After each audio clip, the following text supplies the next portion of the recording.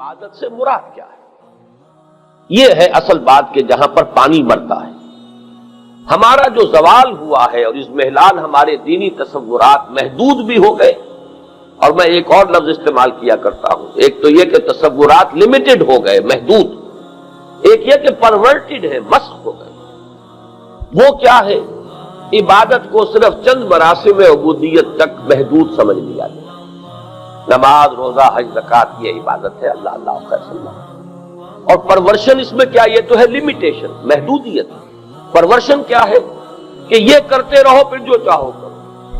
اگر نماز تم نے پڑھ لی ہے، روزہ تم نے رکھ لیا ہے، اور تم نے زکات دے دی ہے، تم نے حج کر لیا ہے، تو بس باقی زندگی میں معذرتیں ہیں، عذر ہیں، بہانے ہیں، طرح طرح کی جو ہے انسان نے اپنے لیے تعویلات اور اپنے لیے ریشنلائزیشنز جو ہے اختیار کر لی ہیں۔ یہ پرورشن کہلائے کہ انسان عبادت کے اندر، نماز میں تو بہت ہی سنجیدہ ہے، بہت ہی اس کے بارے میں سیریس ہے۔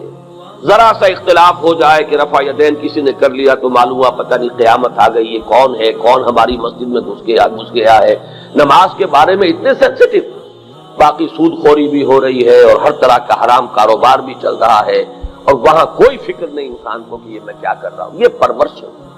تو یہ دو الفاظ نوٹ کیجئے کہ عبادت کے تصور میں ہمارے ہاں ایک طرف لمیٹیشن آ گئی کہ صرف چند مراسم عبودیت کو، جن کو عبادات کہا جا سکتا ہے، لیکن یہ کہ عبادت کے تصور کو ان عبادات تک محدود کر دینا، یہ ہے اس کی تحدید، لمیٹیشن۔ اور پھر یہ کہ اس کے اوپر تو اتنا زور، اس پر اتنی توجہ، اس میں اتنی سنجیدگی، اس کے بارے میں اتنی حساسیت کہ ذرا سا فرق و تفاوت جو ہے وہ بھی گوارا نہیں۔ گنتی کر کے 17 رکعتیں جو ہے وہ عشاء کی پڑھی جا رہی ہے، اس میں وہ نوافل بھی جو ہے اتنے ہی اہم ہیں جتنے کہ فرائض ہیں، لیکن دوسری طرف دین کے بڑے بڑے احکام، حضرت مسیح علیہ السلام کے قول کے مطابق کہ تم مچھر چھانتے ہو اور سموچے اونٹ نگل جاتے ہو۔ یہ ہے در حقیقت پرورشن، یہ ہے دین کے تصور کا بس۔ اس میں اب تیسری بات آئے گی کہ پھر صحیح تصور کیا ہے۔ عبادت کا لفظ بنا ہے عبد سے، عبد کے معنی غلام، بندہ، سلیو، بانڈز مین۔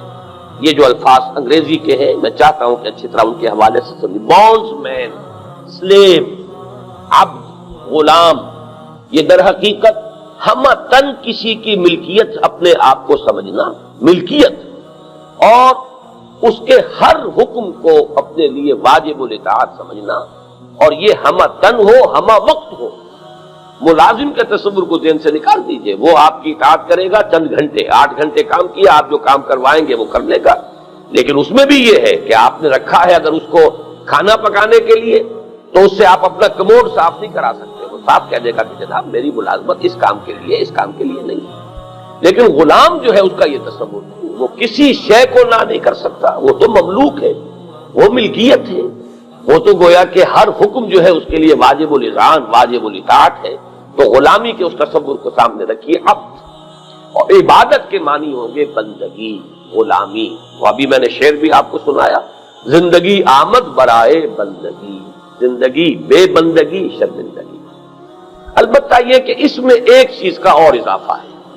الحمدللہ کہ یہ تصور اس زمانے میں بعض مفکرین اور جو بھی دین کے خادم ہیں ان کی مساعی کے نتیجے میں یہ تصور تو اب عام ہو گیا ہے، چاہے لوگ عملاً اختیار نہ کریں، لیکن کافی بڑی تعداد اب ہمارے ہاں ایسے لوگوں کی ہے، مڈل کلاس کے لوگ، پڑھے لکھے لوگ، جو یہ سمجھتے ہیں کہ عبادت کے معنی صرف یہ مراسم عبودیت نہیں ہے بلکہ پوری زندگی میں اطاعت ہے۔ لیکن اس کے ساتھ ایک اور شے ہے کہ جو اپنی اہمیت کے اعتبار سے اس سے بھی زائد ہے، وہ یہ ہے کہ یہ اطاعت اللہ کی محبت کے جذبے سے سرشار ہو کر کی جائے۔ اگر وہ محبت کا ایلیمنٹ نہیں ہے، ایک مجبوری کی اطاعت ہے، تو بھی اطاعت کا حق تو ادا ہو گیا، اسے عبادت نہیں ہے۔